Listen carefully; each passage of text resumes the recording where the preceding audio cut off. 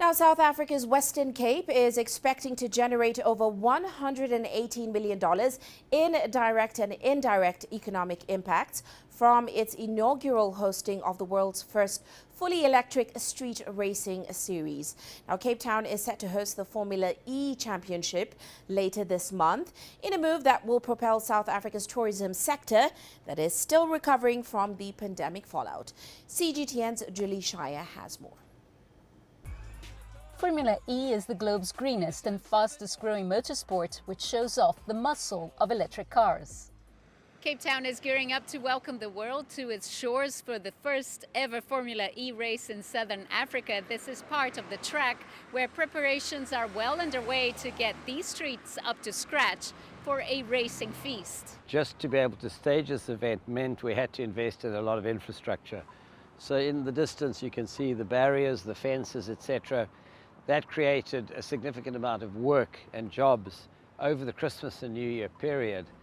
Over 30,000 visitors are expected to flock to the city for 32 exhilarating laps of emission-free racing around Cape Town's most iconic attractions. And we have a track that is going to be terribly exciting to watch. So although our contract is a 5-year contract with a 5-year renewal option, I'd like us to be racing here in 20 years from now. And in fact, I think I need to take you, Julie, in my little electric car and show you what the circuit's all about. So we're on the track right now.